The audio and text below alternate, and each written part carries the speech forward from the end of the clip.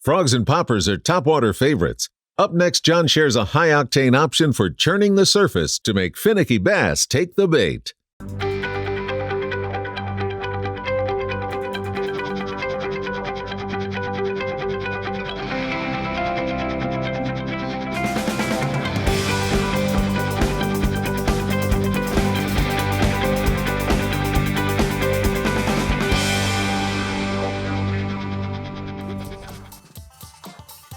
There he is.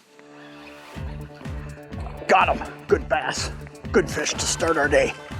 Good fish. Oh yeah, really nice fish. Oh, he's got it inhaled. I think we can just hoist him in here. Look at that. Awesome fish to start. Wow. I looked away for just a split second and this guy attacked it. Look at that. Awesome fish. Topwater, morning, late summer, headed into fall, a little bit chilly. You know what? These fish are still whacking topwaters. How cool is that? What an awesome fish. Awesome way to start our day. You know, I got up this morning early and I looked outside and I saw the cloud cover and it's a little chilly. First thing through my mind was, you know what? It could be a little bit tough for the bite I want today. Throwing topwaters could be a little bit hard. Temperatures dropped quite a bit and put me in a position of having to think about what I was going to throw today. Maybe a little bit differently than what I might a lot of mornings when I'm thinking topwater. You know, a lot of mornings I'd get up and I'd say, hey, you know, there's another, ooh, I missed him. Holy moly. Followed it right out of there and then I missed him. But a lot of mornings I'd get up and I'd tie on one of my old reliables, you know, a Booyah Pad Crasher maybe, or a Pad Crasher Junior, or a Poppin' Pad Crasher. You know, some type of frog, or maybe a Rebel Pop-R, or even a Hula Popper. But I looked at it and I thought, you know, I might have to get a little bit more aggressive today. I might have to put something on there that's going to grab their attention a little bit more. So I'm fishing really aggressive. You know, instead of slowing down, what I'm trying to do is get the attention of a bass that's laying low and try to make him react this morning. Because behind that cold and the rain we got yesterday that ushered in the cold front, the bottom line is sometimes the best thing you can do is get more aggressive and try to get their attention and just trigger a vicious type strike versus just a feeding strike. And that's what we're going to talk about today, and that's how we're going to fish. Because that fish right there, if that's any sign, this is going to be the right way to get him to bite right away this morning, because that fish followed it out a long ways and then finally attacked it.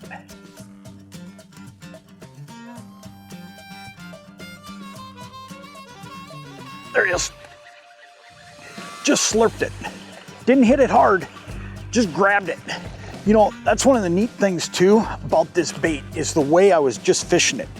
I was able, actually what this is a Toad Runner Junior. It's a Booyah Toad Runner Junior. And what's really cool about this bait is it gives you the best of both worlds. Boy, that fish, he just slurped it. I mean, there wasn't an attack there, and it just goes to show you how far off some of these fish are this morning. But let me show you this bait.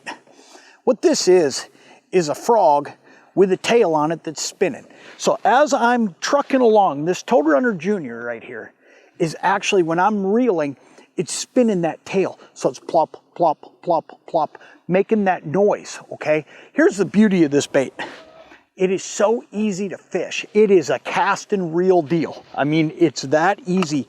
But here's the other thing about it. It's versatile. What I did there to get that fish to bite was I actually stopped and twitched it a couple times. Then I started reeling and engaged that tail again. And all of a sudden, plop, plop, plop, slurp. He grabbed it right off the top. So that's the neat thing about this Toad Runner Junior is the ability to fish it in a lot of different ways. You know, if you think about what this bait could look like, this could be similar to any style of collapsible frog, or it could be a lot like a buzz bait too. But here's what's cool about this: because it's got a frog style hook in it, you can run this thing through heavier cover and get through there without getting hung up like you would a buzz bait. You can also fish it a heck of a lot slower. You get to choose your speed while you're reeling this bait. and it's just easy to fish. I mean, it's just really a neat lure from that standpoint. You can fish this about any way you want to fish it.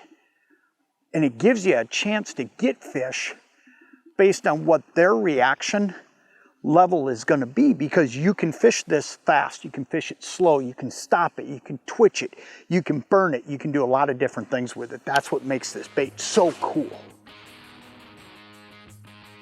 There he is, got him. Good fish, good fish. Right on the edge. That's cool. Come here, buddy. There's a little second set of weeds here. I want to keep this fish out of nice fish. I'm gonna grab him because I don't want to lose him. He's a good one. Come here, buddy. Nice bass. Look at that.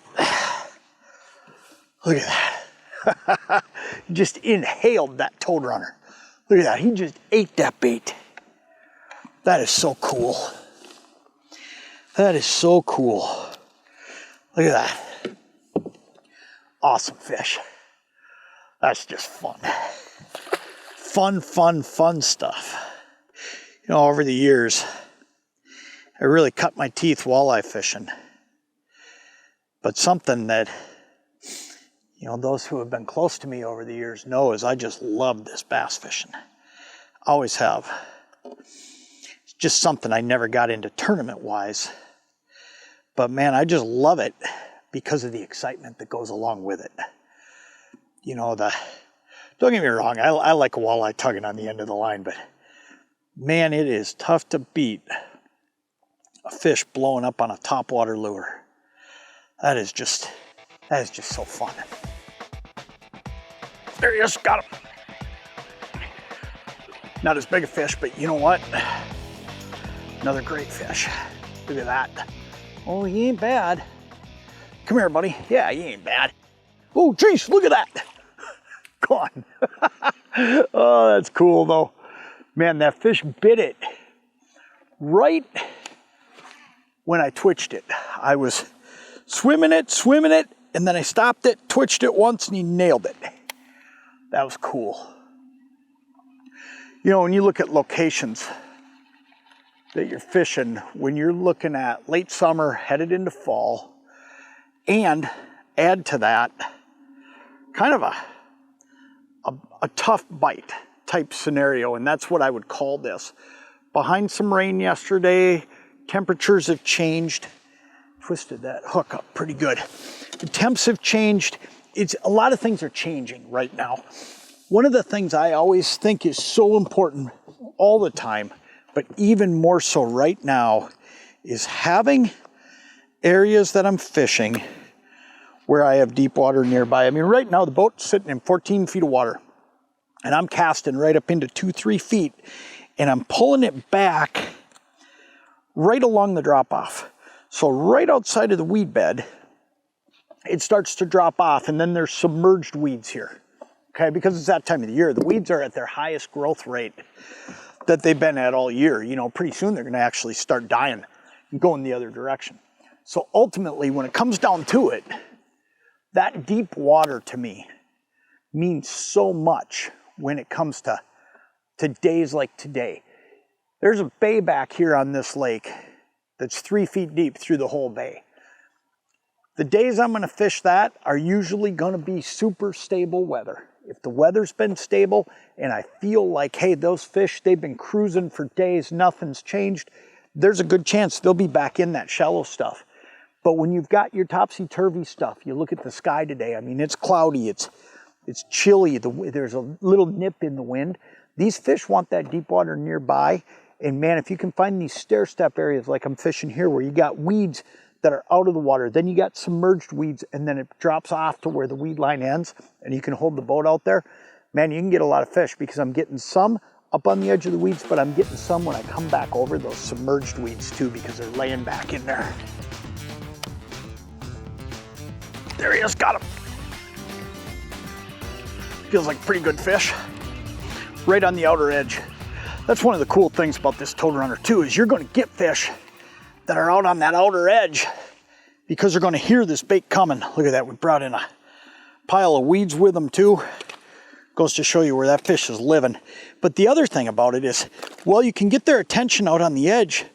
The other thing is, you can run right through weeds too. And it's because you're gonna pop right over the top of them. Look at that. Man, that's cool. What a fun morning of fishing. That's just awesome. There is nothing, in my opinion, quite as fun as topwater fishing. And this is just another way to do it. But I'll tell you, you get these cold fronts, you get these conditions as the year rolls on. Don't be afraid to go topwater fishing still, because that bite is still here. You just got to make a few adjustments. Fish a little bit more aggressive. Don't be afraid of that weather change. And fish just to, you know, find those spots with a little bit deeper water nearby. And I'll tell you what, you can do what we've done today. You can go out and you can still catch fish. And man, it's just a ball. I think by this time of the year, most everybody's thinking about fishing a little deeper or starting to think about hunting season. And I'll tell you, there's still a really good topwater bite going on out here. It is a ball.